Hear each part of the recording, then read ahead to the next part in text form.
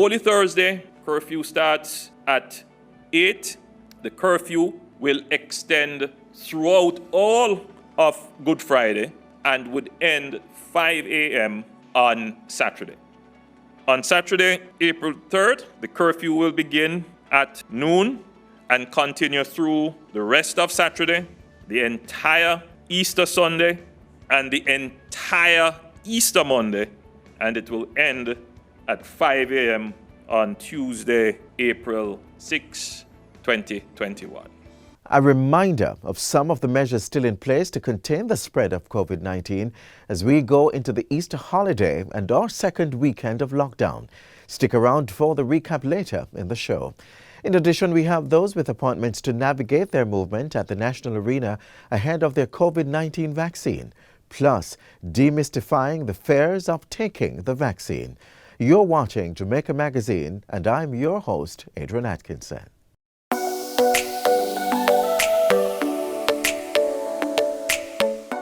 To properly carry out a hand rub, apply a palmful of the product in your cupped hand, covering all surfaces. Rub your hands palm to palm. Rub your right palm over the back of your left hand with interlaced fingers and vice versa. Rub your hands palm to palm with fingers interlaced. Rub the back of your fingers to opposing palms with fingers interlocked. Rotationally rub backwards and forwards the clasped fingers of your right hand in your left palm and vice versa. Once your hands are dry, they are now safe.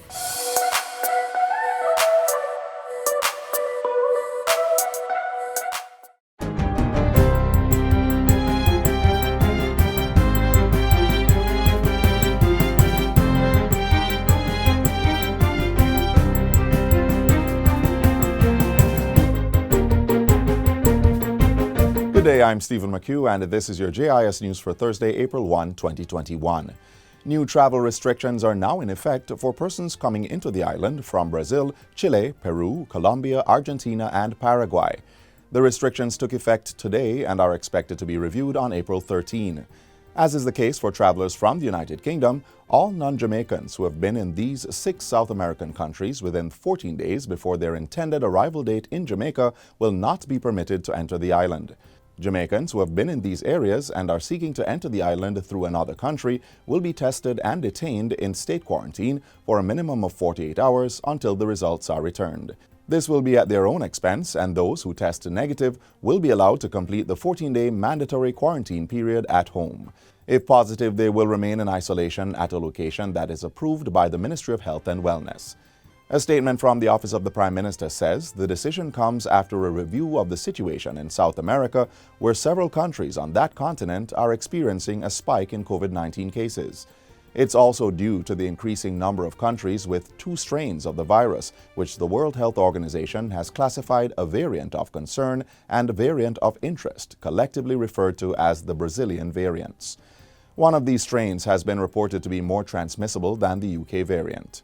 The Office of the Prime Minister says the new travel restrictions on the specified countries are to decrease the likelihood of these more transmissible variants entering Jamaica, especially now as the island experiences a second surge of cases which has threatened to overwhelm our healthcare system. Prime Minister Andrew Holness says government is working to develop further strategies and put in place impactful policies to deal decisively with the scourge of violence. He told Parliament on Tuesday that an instrumental approach was being taken to study the problem of violence in the society and implement measures to solve it. In 2019, I empaneled a commission, the National Commission for Violence Prevention. And that commission has started its work. It has presented to me recently, and I have approved their national strategic plan. Mr. Holness said the intention was not to reinvent works that had already been done across various agencies, but rather to coordinate and structure them under a national policy. And I'm expecting that within a year we should be getting a report which will enable the government then to come to the country with a comprehensive strategy. Not just a strategy for the government, but for all stakeholders to participate. So we can have a clear roadmap that how together government, opposition, church, all stakeholders can speak with one common voice against violence. Both sides of the House of Representatives stood in solidarity during Tuesday's sitting for a solution to end violence against women and girls. A moment of silence was observed as they collectively voiced their outcry to the trend of vicious murders and rapes in recent days. Sports Minister Olivia Grange says her ministry is looking to launch a mental health program within the next few weeks to help the nation's athletes cope with the effects of COVID-19. The program will be in partnership with local mental health specialists, including psychologists and psychiatrists, along with the support of Australian international body Optimization Hub. The COVID-19 pandemic has seriously disrupted their lives and their livelihood. And so our athletes, coaches, the support staff, we feel that it's extremely important to provide them with the support they require. Minister Grange says local consultant psychiatrist Dr. Sapphire Longmore will lead the program, which will be launched on April 15 with a virtual seminar. She says individuals in the sporting sector can also expect continued financial support from her ministry as they navigate the impact of the pandemic. The National Works Agency, NWA, has now completed the St. James leg of its ongoing patching program. The patching work in that parish was done at a cost of $30 million and forms part of a larger program in the region, which targets critical sections of several roadways in St. James, Trelawney, Hanover, and Westmoreland. The overall program is valued at close to $300 million. Community Relations Officer for the NWA's Western Office, Janelle Ricketts, says that in St. James, the program targeted the worst affected sections of several roadways across the parish. Meanwhile, the NWA has also completed work on the North Gully, located in Green Pond in the parish. This $10 million project forms part of ongoing efforts by the agency to upgrade the North Gully, which is one of the main gullies that carries storm water through several communities close to the city of Montego Bay. The scope of work included the construction of gully walls and inverts, as well as steel fabrication and formwork and the pouring of concrete. And finally, the second weekend of lockdown to contain the spread of the coronavirus begins this evening at 8 p.m. The curfew will continue all day on Good Friday with a 7-hour break on Saturday between 5 a.m. and 12 noon. Following that, it will remain in place until Tuesday, April 6 at 5 a.m. To be clear, on no movement days, that would be the days when the entire day is under curfew, persons will be allowed to seek urgent medical care, and those who have overseas travel plans can make their way to or from the airport. Fisherfolk and farmers will be allowed movement, while essential workers, which include the media, are reminded to have their ID ready to present to the police at checkpoints. Though you are permitted to move on the no movement days, it is movement in pursuit of your job. So it is not a wholesale movement license or exemption. You are only permitted to move in pursuit of your job. Meanwhile, the Prime Minister says scheduled vaccinations of persons 75 years and older with appointments at selected locations will continue during the curfew hours. This includes Saturday's vaccination blitz at the National Arena. Persons will be required to present evidence of the appointment. And how it will work is you will show the text message that you would have received or your email to the police.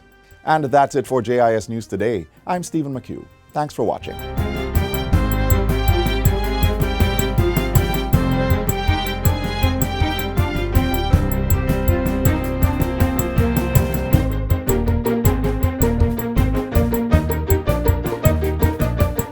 Jamaica, we are in the throes of a pandemic.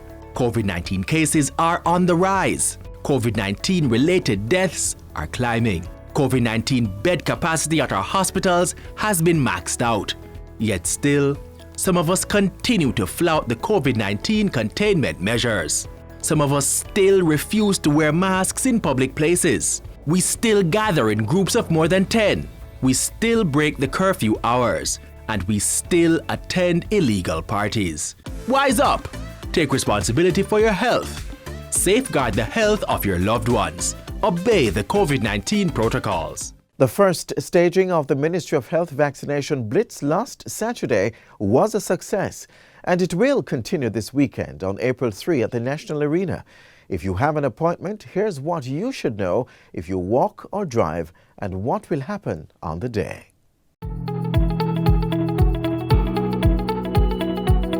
If you drive, we will have 3 checkpoints.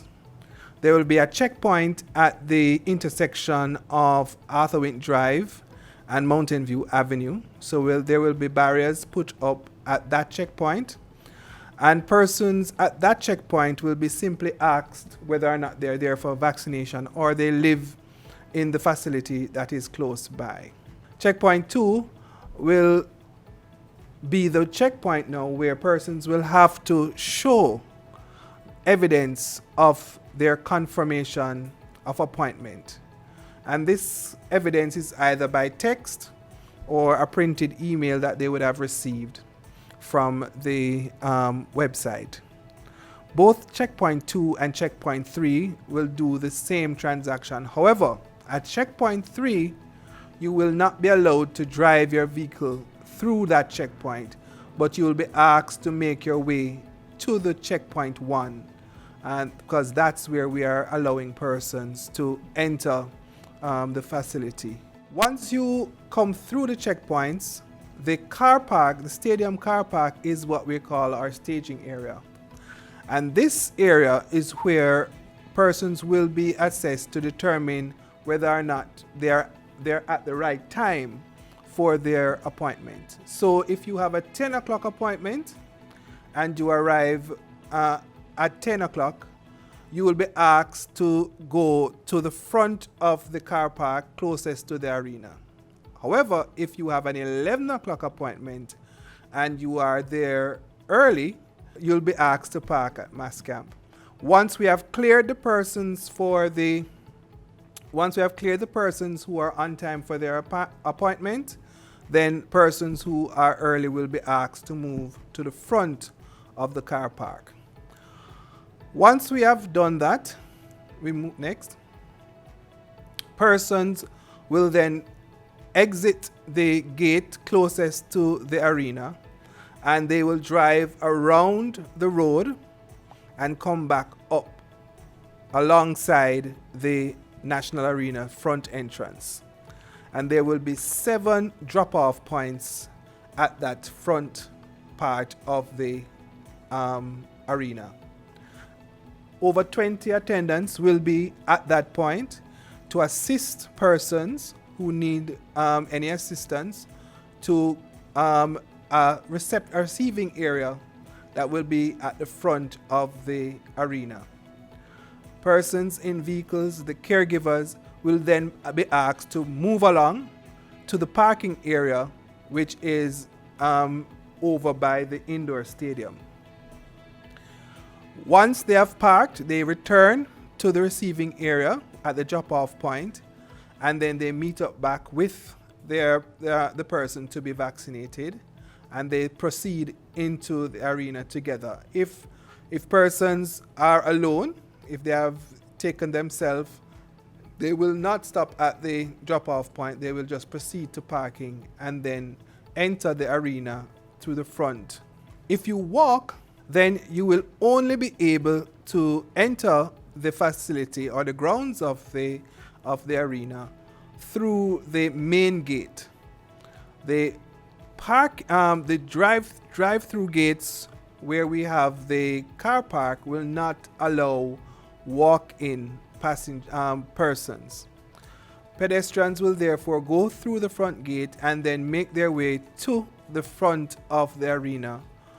Now, at that checkpoint, which is checkpoint 4, for pedestrians walking, they will be checked by the security officials for their appointment, and they will be checked for the confirmation of their appointments for that day and time. After that has been done, they will proceed to the front of the arena, next, to the same venue where you have the drop-off point, where they will be checked to see whether or not they are there at the right time. Now, if they have arrived at 10 o'clock and they have an 11 o'clock appointment, they will be accommodated in the reception area at the front of the arena. Now, once you enter the arena, the facility is set up in groups of 50. And there are four groups of 50 where 200 persons will be accommodated within the facility.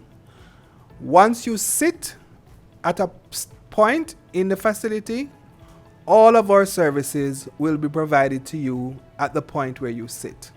That means we will provide you with your registration services, we'll provide you with your counseling services, we'll do the vaccine administration, and we will do our observation and documentation services where you'll be provided with your vaccination card, all at the same point. This is to minimize movement and also based on the target group that we are treating with at the venue to ensure that we limit movement and maintain social distancing and infection prevention and control. Next.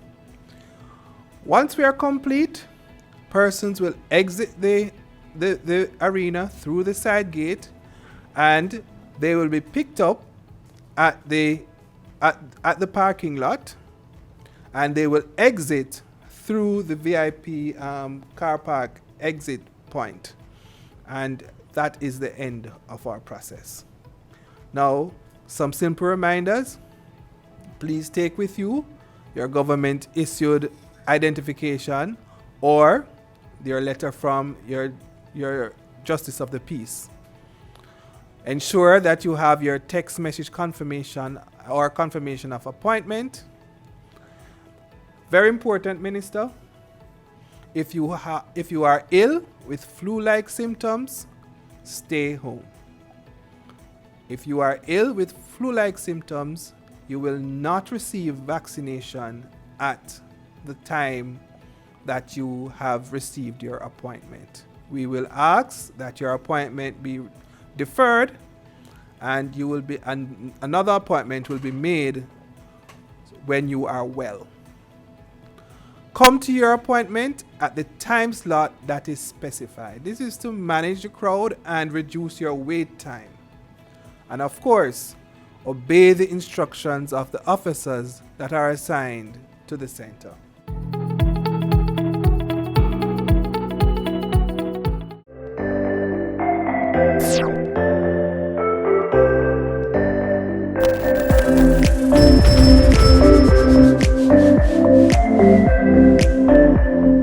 It's absolutely critical that we receive the vaccines. You will see hospitalizations and indeed deaths likely come down.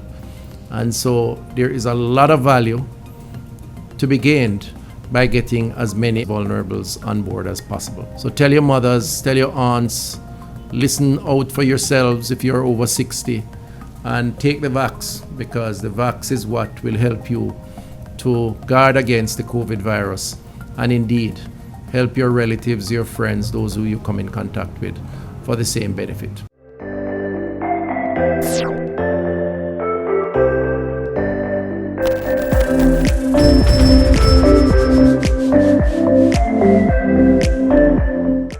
Let's hear from some of our elders who got their vaccination last Saturday at the National Arena.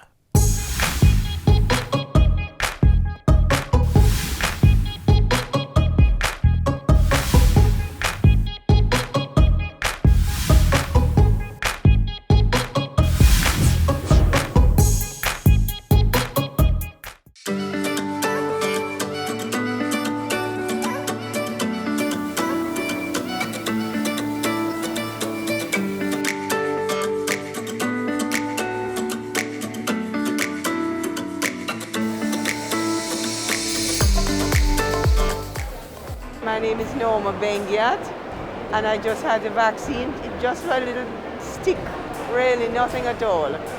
And the whole situation here has been very, very good, very well organized. I was so happy when I heard persons in my age group were able to get it, because I think it's very important that we should protect ourselves against the virus because it's taking so many lives, costing the country so much. So whatever we can do to cooperate and get rid of this virus, I think we should try. I am 101. The health care requires it. And as a Christian, I'm supposed to uphold the integrity of the law. I have no problem. I have no problem. I come by faith. By faith. Faith is a victory. Better to be safe than to be sorry.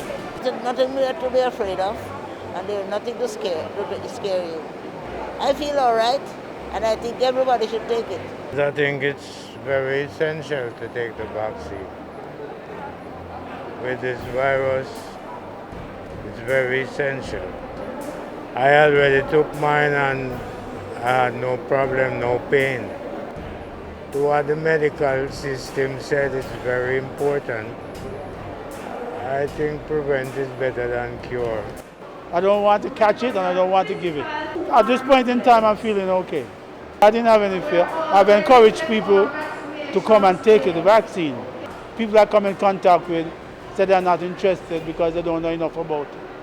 I encourage them to come and take it because I think it's important.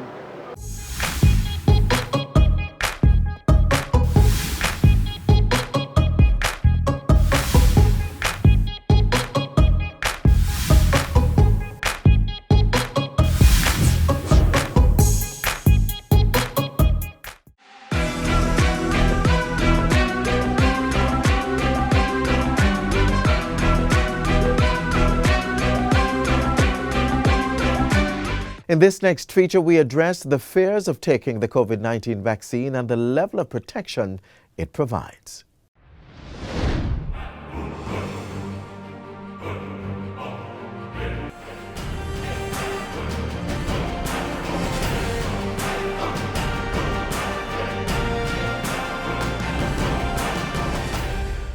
Vaccination is not new to Jamaica.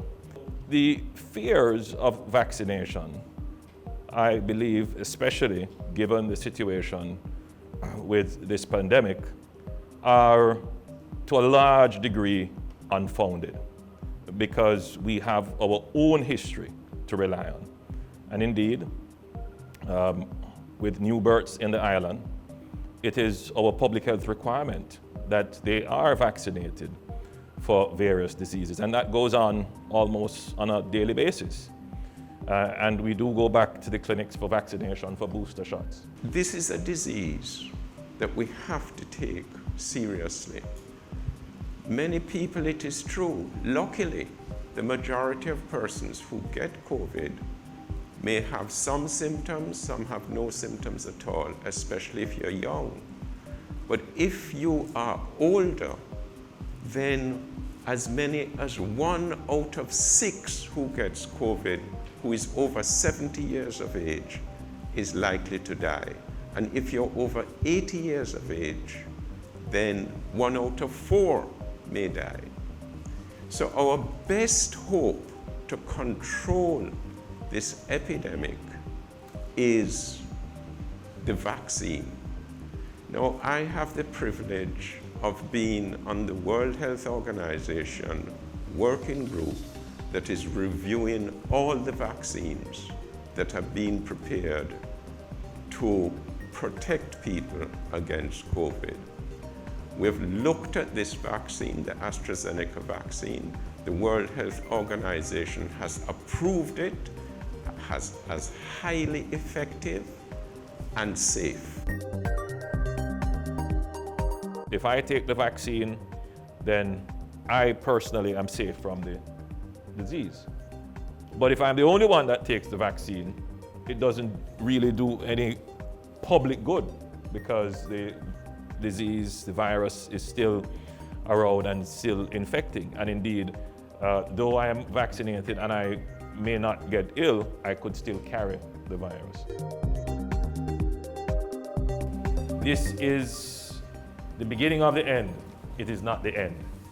We are right there now, where if we behave responsibly, personally responsible, and as a community responsible, then we can bring the end of this pandemic earlier. A few things that we have to understand. One, it is the scarcity of the supply. Once you introduce pricing as a means of rationing how the vaccine is distributed, then what it means is that people who can afford the price will get it, and those who can't won't. And that is not good for social stability. The second issue is to ensure proper regulation, right? We need to be able, with certainty, that the persons, that we have captured the information of the persons who got the vaccine, and be able at very short notice with, if anything went wrong, especially in terms of the batches and how they are distributed. So tracking is important. We're asking that the country, all of our people, support us. When it's time to be vaccinated, let's do it in the orderly manner that we can. Let's make ourselves, our entire country proud of just us accepting the vaccine and doing it the way we know we should. And remember, we're trying our very best to ensure that no one is left behind.